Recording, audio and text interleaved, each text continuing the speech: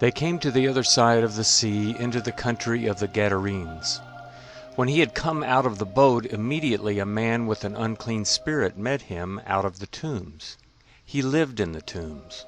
Nobody could bind him any more, not even with chains, because he had been often bound with fetters and chains, and the chains had been torn apart by him, and the fetters broken in pieces. Nobody had the strength to tame him. Always night and day in the tombs and in the mountains he was crying out and cutting himself with stones. When he saw Jesus from afar, he ran and bowed down to him, and crying out with a loud voice, he said, "What have I to do with you, Jesus, you Son of the Most High God? I adjure you by God, don't torment me." For he said to him, "Come out of the man, you unclean spirit." He asked him, "What is your name?" He said to him, "My name is Legion, for we are many." He begged him much that he would not send them away out of the country. Now on the mountainside there was a great herd of pigs feeding. All the demons begged him, saying, "Send us into the pigs, that we may enter into them." At once Jesus gave them permission. The unclean spirits came out and entered into the pigs.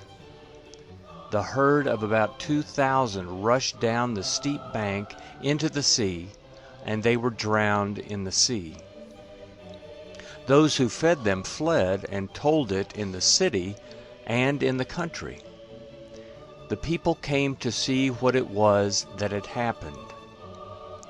They came to Jesus and saw him who had been possessed by demons, sitting, clothed, and in his right mind, even him who had the legion, and they were afraid. Those who saw it declared to them what happened to him who was possessed by demons, and about the pigs.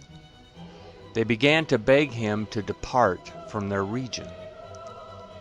As he was entering into the boat, he who had been possessed by demons begged him that he might be with him. He didn't allow him, but he said to him, "Go to your house, to your friends, and tell them what great things the Lord has done for you, and how he had mercy on you." He went his way and began to proclaim in Decapolis how Jesus had done great things for him, and everyone marveled. When Jesus had crossed back over in the boat to the other side, a great multitude was gathered to him, and he was by the sea. Behold, one of the rulers of the synagogue, Jairus by name, came, and seeing him, he fell at his feet and begged him much, saying, "My little daughter is at the point of death. Please come and lay your hands on her, that she may be made healthy and live." He went with him, and a great multitude followed him, and they pressed upon him on all sides.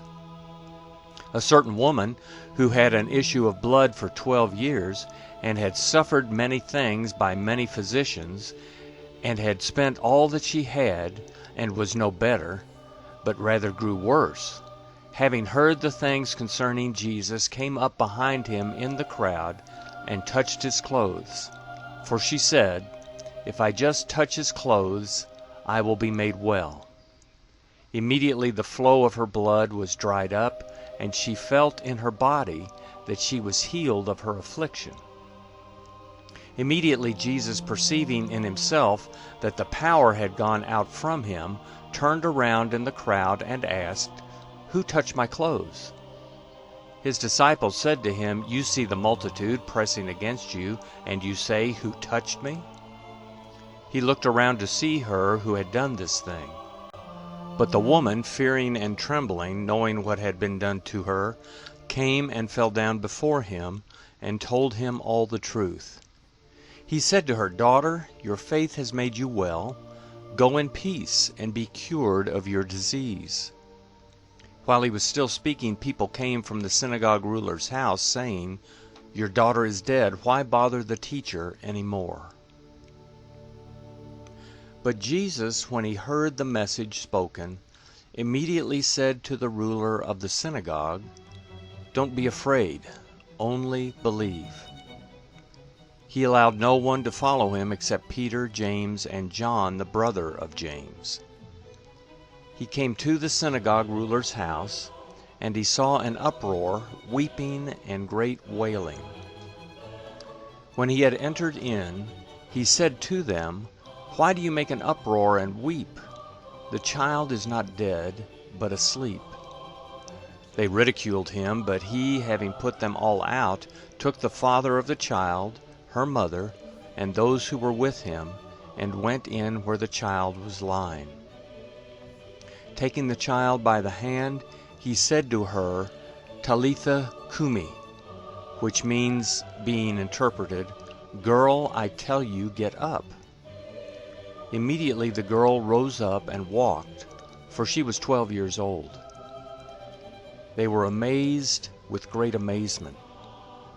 He strictly ordered them that no one should know this, and commanded that something should be given to her to eat.